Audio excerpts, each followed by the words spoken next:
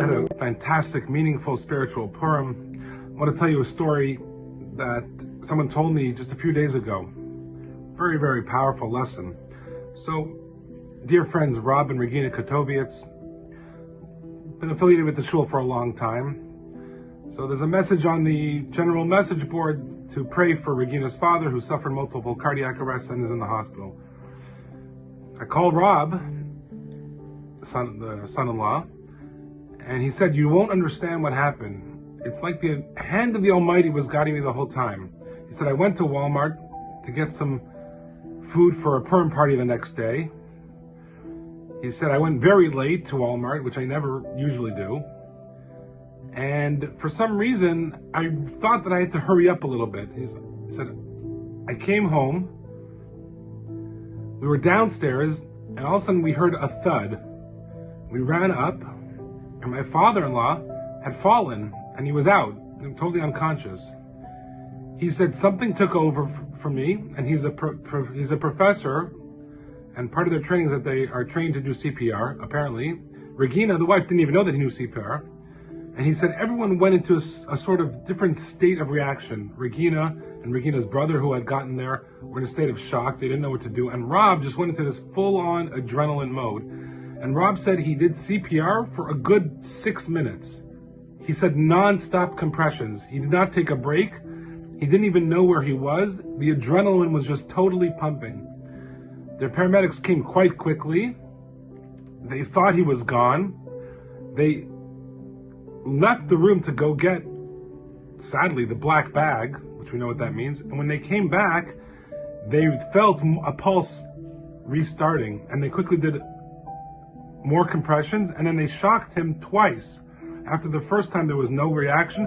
After the second time, they found more of a heartbeat and more of a stronger pulse. They immediately rushed him to the hospital, and thank God, they saved his life. And apparently he's alert, he's conscious, he doesn't remember so well what happened. But Rob told me that there was some other force that took over from him, and he went into total fight mode. And I said, "Rob, this is incredible.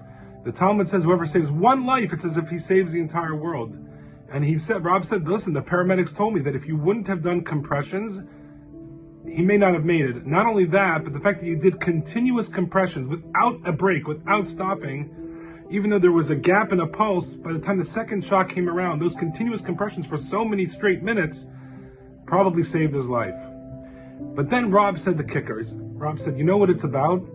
I attribute this completely to two things. Because of the Purim miracle, and it's an extra level of protection that the Almighty has for the Jewish people. And also, I've been very serious about my tefillin observance. Jewish men are commanded to put on tefillin on their head and their arms every morning." He said, "I've been doing it for a month straight without stopping, and I really feel that God is giving me the message to keep on going and to keep this mitzvah very, very seriously." I was speechless. I said, "Rob, you could have taken this message any which way. Wow, look how I saved someone's life. Look at me, but you took it the right way." He said, "But you don't understand, there were so many variables." He said, "If I didn't go to Walmart, and if I stayed in Walmart an extra 5 minutes, I would not have made it home in time. And if I didn't know CPR, and if I didn't remember the training, which was only very recently, and if the ambulance hadn't come in such a quick time, which is not so usual, unfortunately, in the GTA, and if I just hadn't kept going, and something told me, just keep going, even though I don't know what I'm doing." He was on the phone with the 911 dispatcher. There were so many variables. And just like back then in the Purim story, there were so many variables that the Jews could have given up, and they didn't. The Almighty is always on our side. This is the message I'm taking. I said, "Rob, can I share this incredible story? And even more importantly, the messages that you yourself derived with the community?" He said, "Please, absolutely, and you can say my name. And if anybody's inspired because of this, please, keeping the mitzvot on the level that you can is so important. It's so important. It can save a Jewish life, and you never know when it can come in practical benefit, and certainly the spiritual benefits that you will reap in this world and the next world for all your generations to come. It's unknowable.